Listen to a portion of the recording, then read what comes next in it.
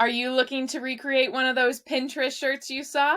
Well, today we're going to be recreating this Pinterest shirt. We digitally drafted it here earlier this week, so definitely check out that video if you missed it. But today we are going to be sewing it together.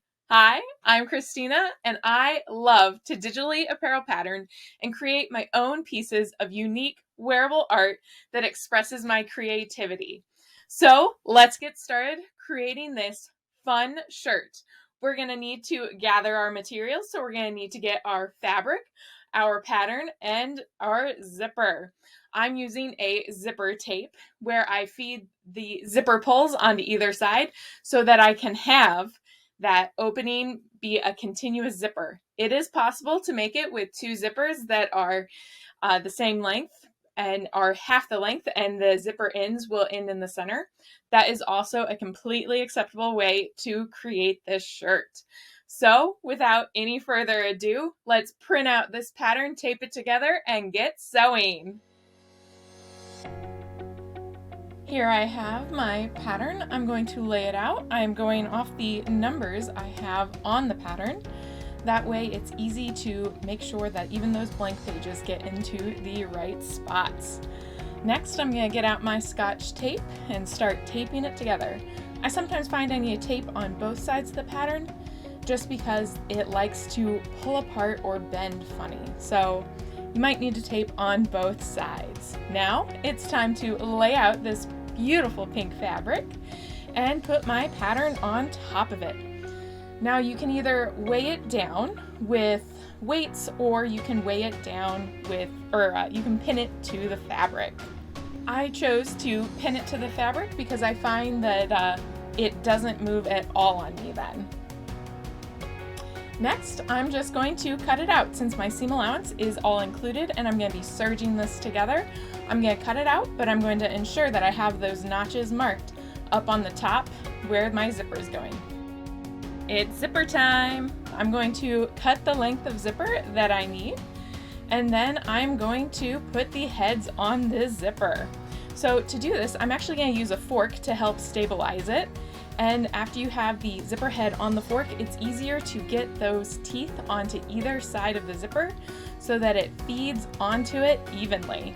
Next, I also always recommend burning the ends of it to make sure that the zipper tape does not continue to fray, as well as putting on that zipper end so that the zipper never accidentally zips off.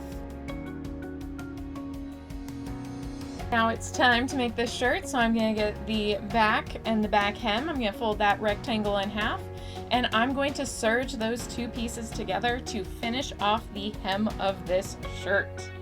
I'm going to do the same thing for the front, and then I'm going to sew the side seams up. So I'm going to line up the hem. I'm going to get as close as I can so that those seams at the hem match, and I'm going to go all the way up to the hem of the sleeve. Next, I'm going to get the cuff. I'm going to fold it in half, and then I'm going to line it up with the sleeve hem so that I'm creating a nice little cuff and finishing off the edge of the cuff. I'm going to do that for both the right and left sides. Next, I'm going to serge all the way across the front to make it a nice clean edge and to help with the longevity of the garment. Next, we're going to do the basting between the notches. So we're going to do a really long stitch, and we're going to do 2 rows right next to each other so it helps pull in the fabric nice and evenly while we're pinning it to the zipper. Also make sure to leave yourself some long tails so you actually have something to pull. Now it's time to actually attach the zipper to the shirt. I'm going to start on one end, and I'm going to pin so that the fabric is flat until I hit that notch. Then I'm going to move to the other side and pin from one edge into that center notch. That way I know the zipper is evenly spaced from the hem of the sleeve to the notch. Then I'm going to pull on those basting stitches and gather in the fabric. I want to make sure that it's evenly gathered in between those notches, and sometimes using a pin to move that fabric evenly throughout the zipper helps. There's different ways to do it, but you definitely want to get as even as you can so that it looks nice and crisp.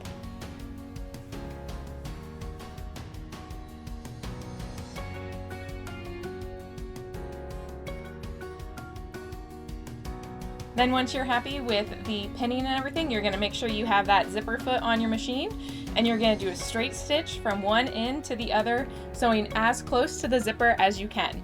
Now if you would rather the detail of the entire zipper tape showing, that is a little bit different process. I wanted to hide my zipper tape, and I pulled my pins as I sewed the fabric to that tape.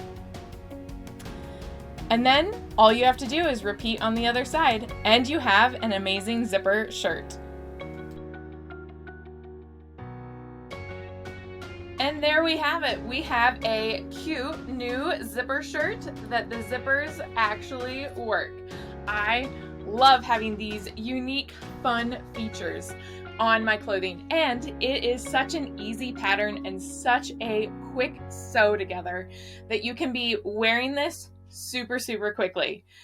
I hope you enjoyed this video. If you did, definitely make sure to like and subscribe to see other fun patterns that we can create together.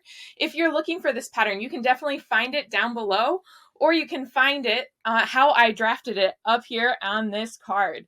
It is a really fun pattern drafting all in Adobe Illustrator. So if you're interested to learn how to do it yourself, definitely check out that video. Or if you're just looking to make it, grab the pattern down below. I hope you enjoyed this, and I hope you create a fun, unique zipper shirt to help you stand out. I look forward to seeing you in some of my other videos. Happy patterning!